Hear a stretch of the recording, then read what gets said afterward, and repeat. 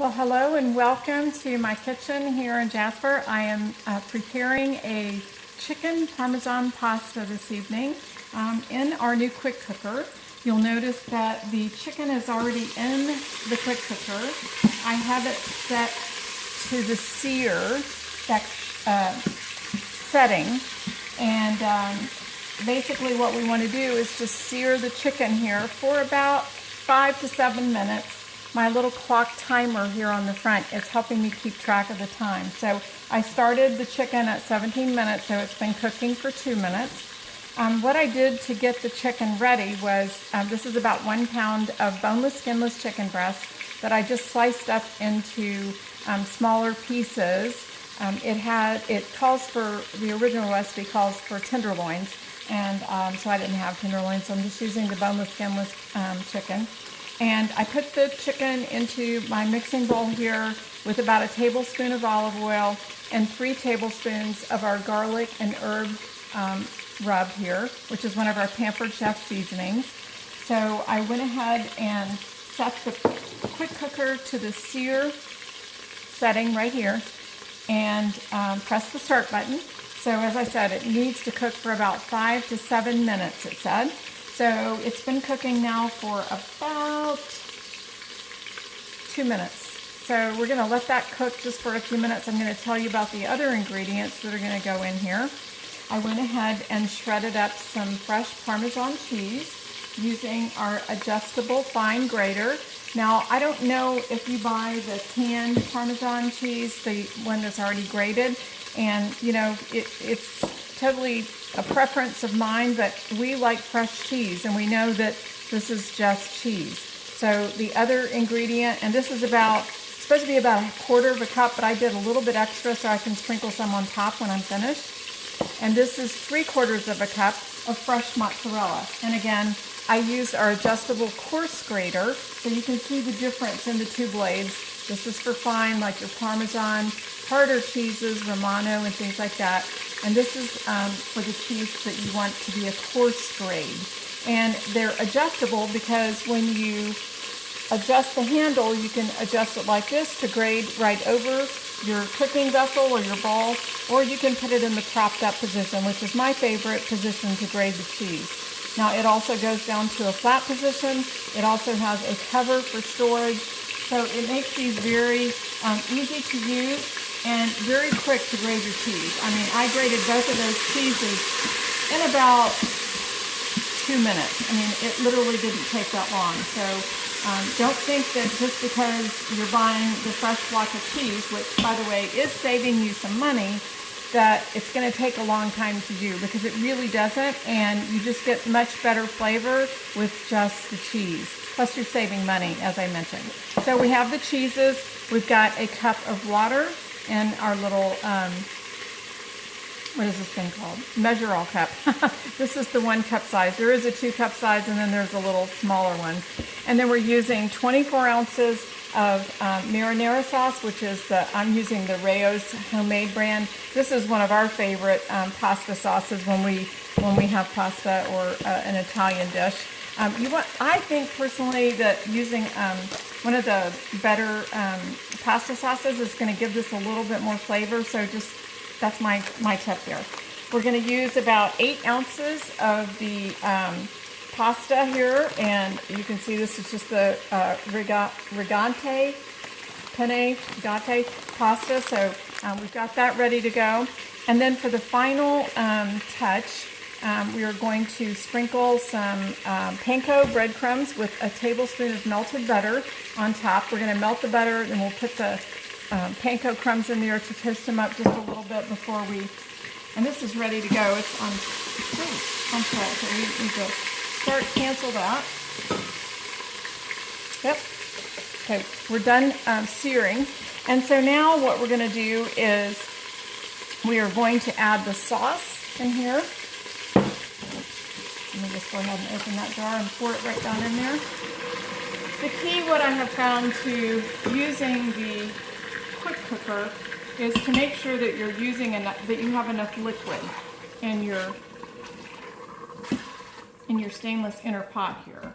It's very important for the quick cooker to be able to come to pressure, and for it to come to pressure, it has to have liquid in there. So make sure we got all that in there. Now we're going to add the water, and again, this is just a cup of water. Incorporate that, and then I'm just going to use my mix and scraper to make sure that everything is blended real well. Got a lot quieter when we're not searing the chicken anymore. Okay, so that's all ready. So now what we want to do is we've got the pasta. Oh, we need to add the pasta. Almost forgot. Okay, so here goes the pasta. And we'll do another quick stir just to incorporate all the ingredients. This is plenty of water in here, so I'll hold the camera up so you can see what this looks like before we put the lid on so you can see. Let me grab my camera here. Hopefully I won't drop it in the... There you go. So you can kind of get a better view of the pasta and chicken. Okay, so chicken, pasta, water, and sauce. So now we're going to put the lid on. And the lid is going to, you put it on in sort of at a diagonal, and you'll kind of feel it start, it kind of settles in right here. And then we just want to turn it to lock it. And now what we're going to do is press the custom setting, which is right here. Okay. And then we want to adjust the time to 5 minutes. So we press the time button, and then we press the minus symbol to go down to 5 minutes. And then we're going to press start. So that's pretty easy. So what it's going to do now, you're going to see this circular motion going on here. And this is causing the quick cooker, the electric pressure cooker, to come to pressure. When it comes to pressure, the little red indicator pin will pop up. That's when you know that the pressurizing has completed its cycle. And then what will happen on the screen is 5 minutes. The number 5 will appear, and then it will start counting down for you. So it has that function to be able to act as a timer for you, so you're not having to pull in another product or get the microwave going. So the cheeses are going to go on last, the panko, well, next, and then the next thing will be to melt the butter and add the panko breadcrumbs. So I am just going to talk through a couple of other products that we're using here so that you can understand the features and benefits of some of the products that I use in my kitchen every day. So these are our measuring spoons. Now there's a whole set of these, and I just picked up the tablespoon because that's what I needed to be able to get the seasoning for the chicken out of the little seasoning jar. Now I have to tell you, one of the reasons why I like this particular measuring spoon is because it fits down inside the jar. So when you, and that's a big tablespoon there, so you can see it clears the sides of the jar, and you can just scoop up your seasoning, or I mean you can pour it like this, but inevitably I'm going to add a little bit too much to the spoon. So I like it to be able to just dip my spoon down into the seasoning jar and get what I need out of it. That's a big plus to me. So I also use the little prep bowls. These are the 1 cup prep bowls, and these do have lids. I just didn't happen to get any out because I really didn't need them here. But if I'm doing my prep ahead of time, I will put my lids on it just to keep the ingredients, away from anything else that might be in the air, during the day. But and a lot of times I use these prep bowls to do my prep ahead of time so that everything is ready to go when I get ready to do my dinner, so that I don't have to worry about doing everything at the last minute. I'm big on doing everything ahead of time because I think it does save you time when you're getting ready to cook your meals, and it just helps the process go a lot faster. So the 1 cup prep bowls, these are sold in a set of 6, and I love them. They're glass, they're great for storage and prep, so that's what I use for both of the cheeses. And then I have the butter in the 2-cup size. So I like to use the 2-cup size when I have to mix something up because it gives me a little bit more room in there. So since I'm adding the panko breadcrumbs, which I'm going to be adding, let's see how much panko breadcrumbs, I'm going to be adding about 1/4 cup to this. So that'll give me room to stir it in there once we get the butter melted. So those were some of the products that I used. And we did talk about the measure all cup. And a lot of people, they get this and they go, how the heck does this work? So I'm going to show you. This one is just a little bit stiff because it's kind of new. So it gives a little, you have to give it a little bit of a tug to get it going. But it has 2 measurement types on it. So in other words, the blue is for the water, okay? And the blue arrow is facing up towards the spout here. So you're going to put your liquid ingredients in there, okay, in this side. Now, if you were going to be doing some dry ingredients, like let's just say you needed to add peanut butter to your recipe or flour or something like that, all you're going to do is you're going to push, I push it down here. So in other words, I'm going to give my thumb in there and just push it like that so that it moves it out, because the red on the other side means that you're doing the dry ingredients. And it does tell you the dry solids or the liquids on this side. So it does give you that option. Now the nice thing about when you're getting your, and this is the 1-cup size as I was telling you earlier, when you get your dry ingredients in there, the nice thing about this is that you can just hold it over your bowl or whatever, and if you need to nudge it a little bit, let's just say it's something sticky like peanut butter, you just press it and it just comes right out. Let me show you that again. So you're just going to press it like this and it comes right out. It helps push the ingredient out if you need to. If it's dry, something like breadcrumbs, then you don't have to worry so much about it.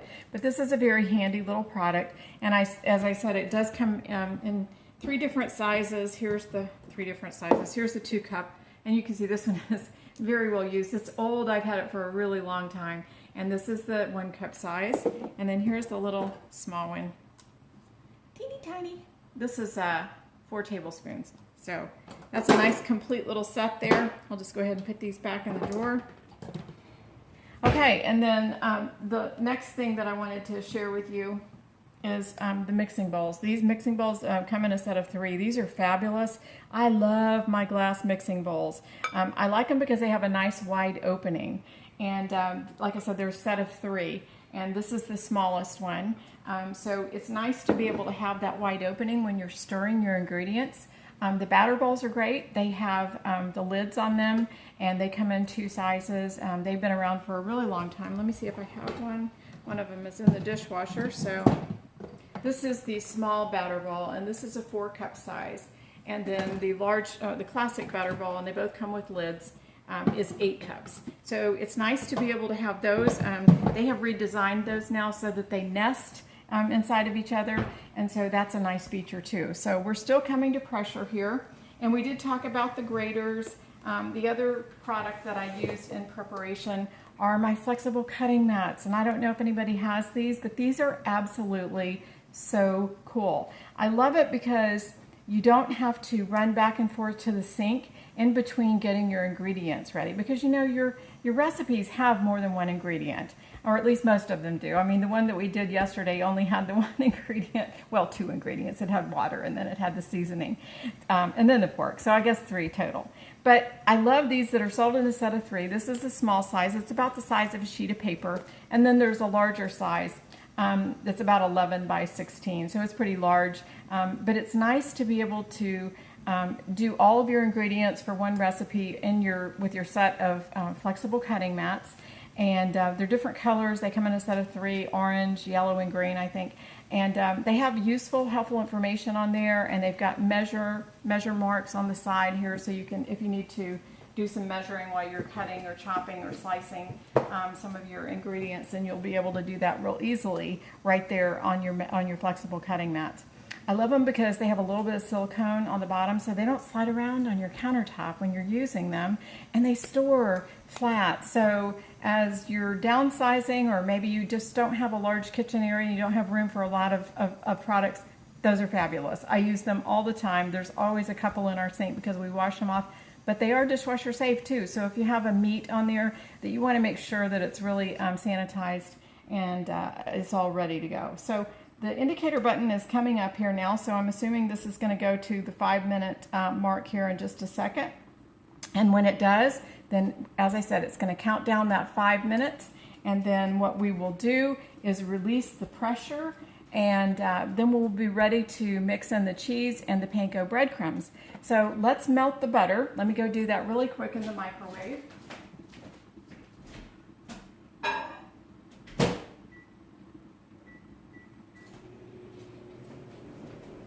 And then let's check the timer. It's still almost ready here. Hopefully I got everything in there right. If I didn't, I'm going to be re-recording.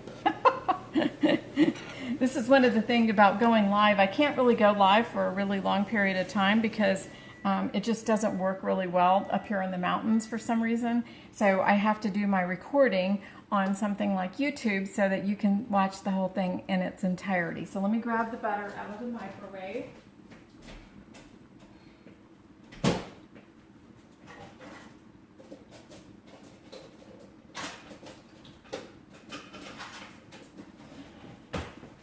And one of my little favorite products is the little mix-and scraper. Now I know that we were using the small mix-and scraper, and this is the mini mix-and scraper. So you can see it's pretty small.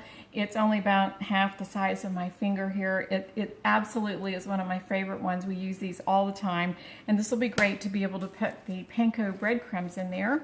And see, it's already at 5, so it's counting down now. Yay, it did what it's supposed to do, and you can see the little pen came up here.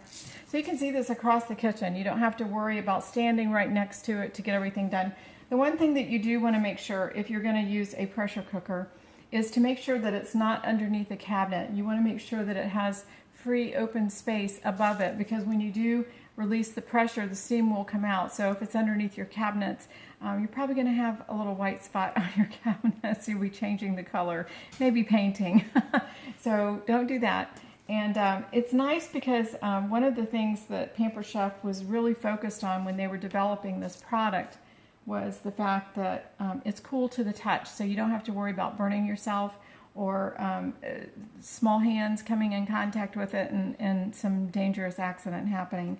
I do think that Pampered Chef put a lot of time and effort into developing this product, so it would be a safe product for us to be able to share with our customers, and the enthusiasm in receiving this, because it's kind of a trend right now to have the electric pressure cookers, and a lot of people are just really loving that style of cooking.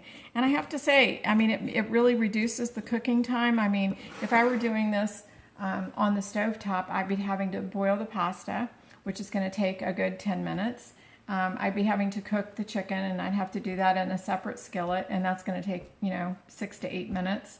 And all we did was sear it, and the chicken was not completely done. So it's cooking while it's in this process here. So the features that the quick cooker has is everything from searing to making desserts. It will do soups, stews, chilies. It'll even do seafoods. It does bread. You can make your own homemade yogurt in the quick cooker. One of my friends had a key lime cheesecake that she made that was absolutely stunning. I mean, I love key lime pie, so I really want to try this. I just haven't branched out to the desserts yet. Electric pressure cooking is a new concept for me, and I'm still wrapping my head and everything around it so that I can make sure that I present a clear picture to my customers. So what we have here is the panko breadcrumbs with the 1 tablespoon of melted butter, and the recipe calls for us to put this in the microwave for about 30 seconds so that we can kind of toast the panko breadcrumbs. So 1 second, and I'm going to toast them for 30 seconds.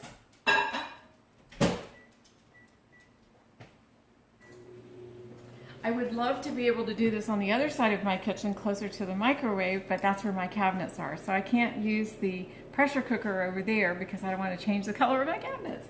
So let me go back over here and grab this out of the microwave.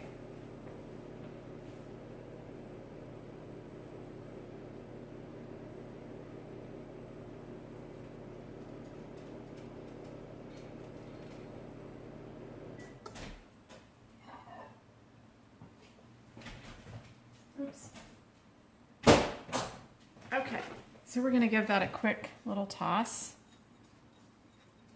And all you're really going to do, I mean, you're not going to toast the bread itself, the panko crumbs. It's just going to, what it's going to do is it's going to just crisp it up a little bit. And I know you're thinking, how do you crisp bread in the microwave? Well, you know, I've been making croutons, homemade croutons in the microwave for years. There's a recipe that we have that's a Parmesan chicken soup that I do at some of my parties, and we make the homemade croutons in a piece of stoneware in the microwave, and they are delicious. They are really, really, really good. In fact, I have a few leftovers. The last time I made it, I made a little extra, so I'm going to add that a little bit to my salad this evening. And we're done. So now that this is done, basically what happens is when the timer beeps like that, it will go into a warming state, which is nice because if I'm, you know, involved in doing something else or whatever, I don't have to attend to it right then and there. I can just let it go into that warming state and it's perfectly fine. So now that this is finished, we are going to hit the cancel button, and we're going to go ahead and take the lid off. Oh, I forgot I have to release the pressure. Still learning.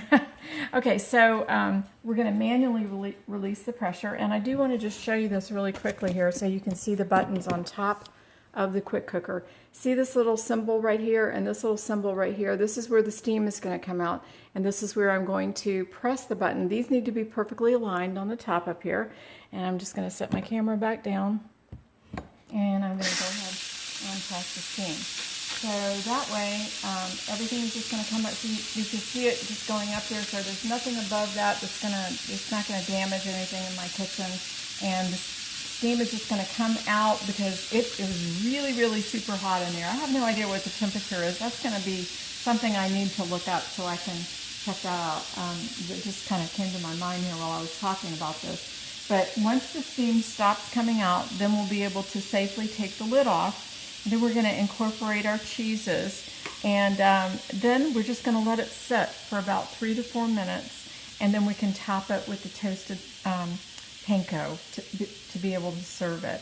So I want you guys to see this particular process of it. I want you to see what it's like inside the stainless inner pot once we stop with the steam here, which is going to be in just another minute. It's almost done. The stainless inner pot is removable and it's dishwasher safe, so you can just put it right in the dishwasher when you're done. And again, this is just totally safe. I mean, you can see I have my arm on this and it's not hot at all, which is nice because I don't have to worry about having an accident with my new appliance here. And this is like having another appliance in your kitchen. And some of you might be thinking, gosh, that seems like an expensive product. Well, it is an investment for you for your kitchen. And I will say that, okay, I think we're good here.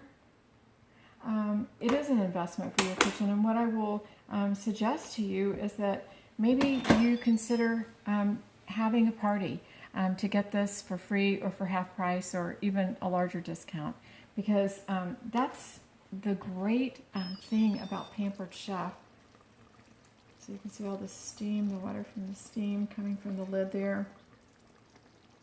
So this is easy, and I'm just going to put this down on the counter here so I can put my towel down so I don't get dribbled water all over the counter. It's not hot, but I'm just going to set it down on that.